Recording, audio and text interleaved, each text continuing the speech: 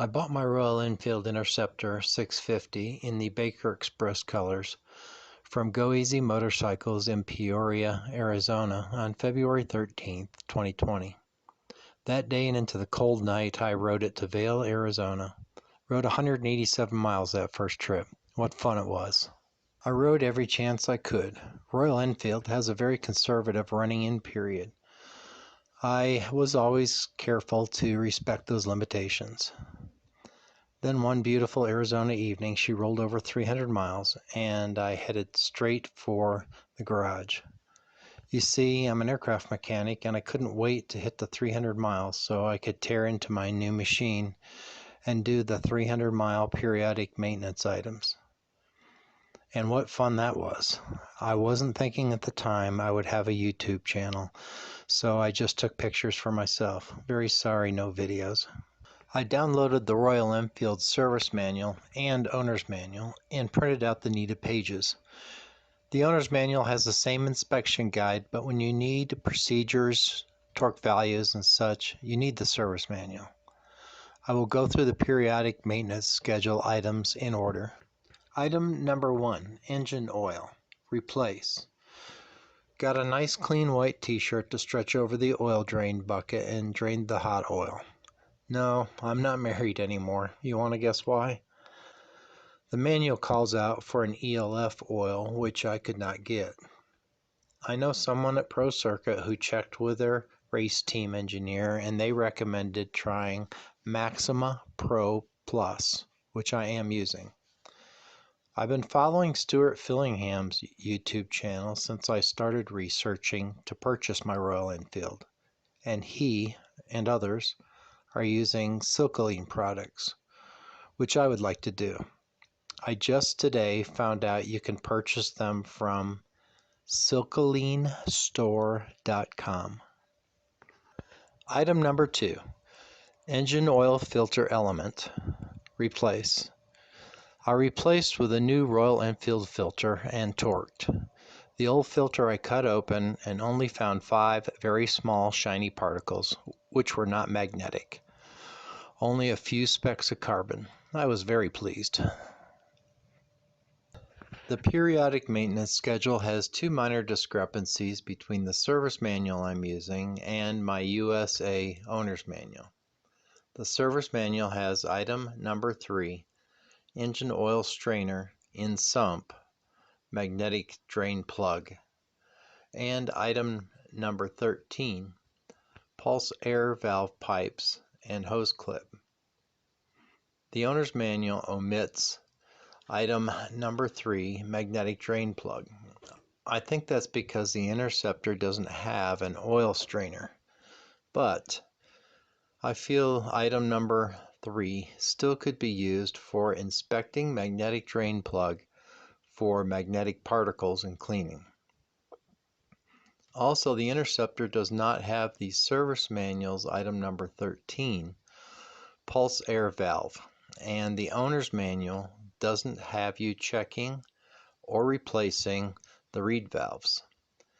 My thought is to add reed valves to the owner's manual number 12, secondary air hose, since I believe that hose goes to the reed valves.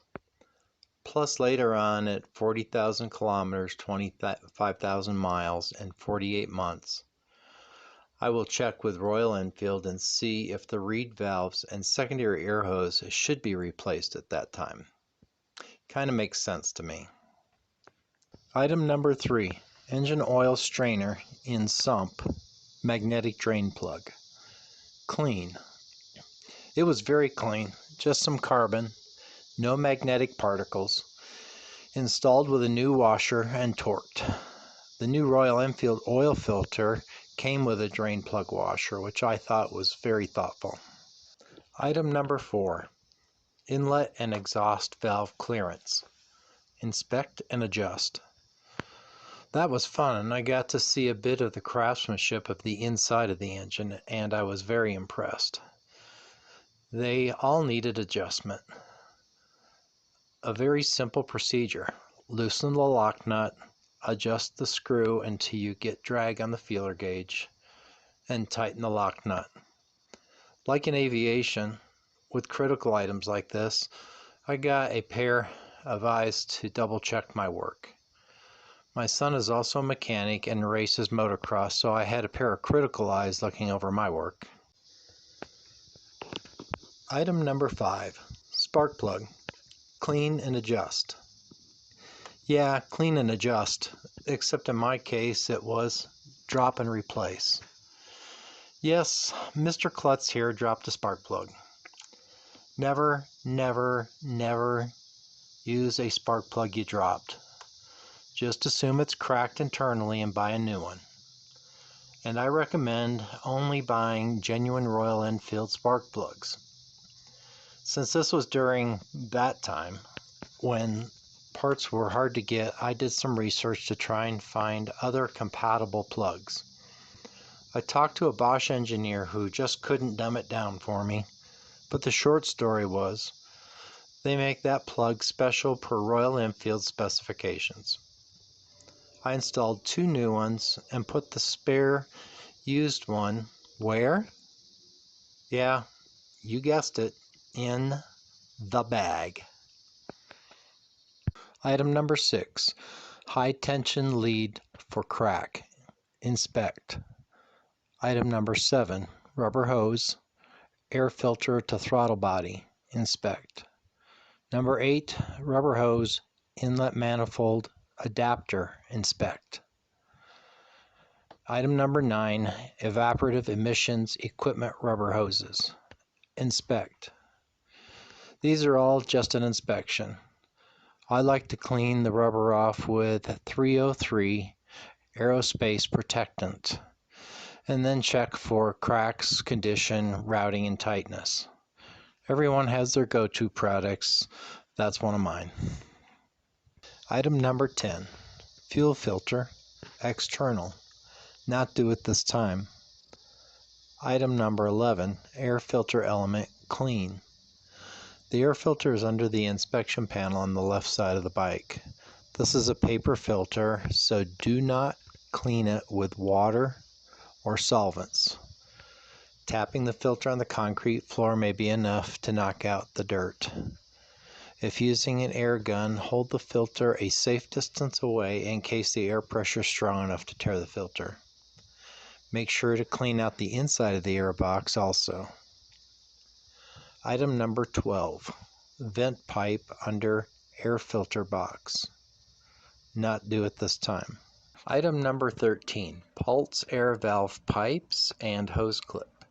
As previously discussed, I inspected the reed valves and secondary air hose. I'm editing in a KOA in Silver City, New Mexico and feeling artsy, so enjoy the next 20 seconds.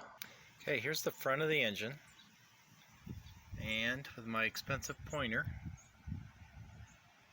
there's the reed valve, the right reed valve, and there is the secondary air hose. Item number 14, accelerator and throttle pulley cables free play. My accelerator cables had stretched some and needed a little adjusting.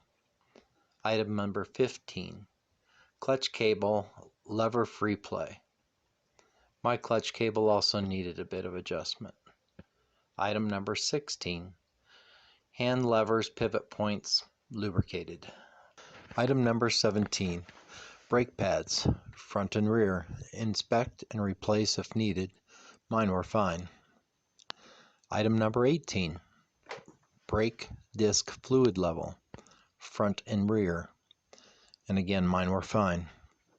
Item number 19, rear brake pedal and a gear change pedal pivot, lubricate. Item number 20, brake hose and banjo bolt, front and rear. Inspect.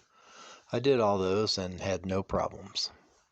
Item number 21, front fork oil. Inspect. Since checking for the correct amount of oil requires disassembly and I've not seen any signs of leakage or traits that would suggest low oil, I chose not to. Check the troubleshooting guide for symptoms to watch out for. Oil replacement at 20,000 kilometers, 12,000 miles, in 24 months. I may do mine every 12 months. I don't like leaving any lubricant in any machine over a year. Item number 22 says, steering ball races, inspect. The Interceptor has tapered steering bearings. The owner's manual says, steering taper roller bearing play, and it is only inspect. No required clean and lube. I will probably follow the lubrication schedule in the service manual every 10,000 kilometers, 6,000 miles, or 24 months. Mine had no play, but it did have some head shake, and the steering would fall through very easily on its own with no drag. I chose to torque it per the manual, and it was low on torque. I believe I will show that on a later video. Item number 23, rear wheel drive chain, lubricate and adjust. I will show that on a later video. Item number 24, rear wheel cush rubbers, inspect and replace. Not do it this time. Item number 25, spoke tightness, wheel rim runout, front and rear. Because I have a slight vibration, 40 to 60 miles an hour sometimes, I am going to have mine looked at and balance checked by a shop. Item number 26, battery terminals. Apply petroleum jelly, clean. Since this is new, mine were very clean. Item number 27, battery electrolyte level, inspect. This is a sealed battery, which the owner's manual points out, so nothing to do here except clean, top charge, install with a little petroleum jelly or whatever your go-to product is. Item number 28, earth wire eyelet tightness, inspect. Why not check it whenever you have the battery out? In the last section, item number 39, tire wear pattern front and rear, inspect. With only 302 miles on it, they are running even with no wear to speak of. Item number 30, pivot, side and center stand, inspect, lubricate. I highly recommend inspecting the stand springs and attach points because if they break while you're on a ride, you'll be using your shoelaces to tie them up until you get home. Or so I hear.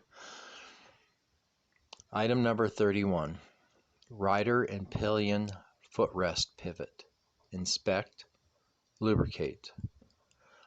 And the last one, item number 32, all mounting fasteners in vehicle for tightness, inspect.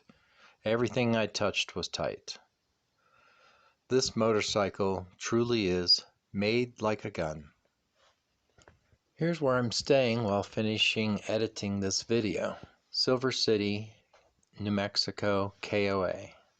I'm absolutely in love with this place. The husband and wife owners both ride, and they have recommended several local rides to take. The cabin is perfect with a very rustic feel. Electric and good Wi-Fi. Showers and bathrooms spotless. They have 2 ponds where they feed ducks and geese. I signed up to stay another week. Absolutely in love with this place. Maybe next week over to the Royal Enfield dealer in El Paso. Then maybe on to SpaceX in Boca Chica, Texas. Then maybe, oh crap, I don't know.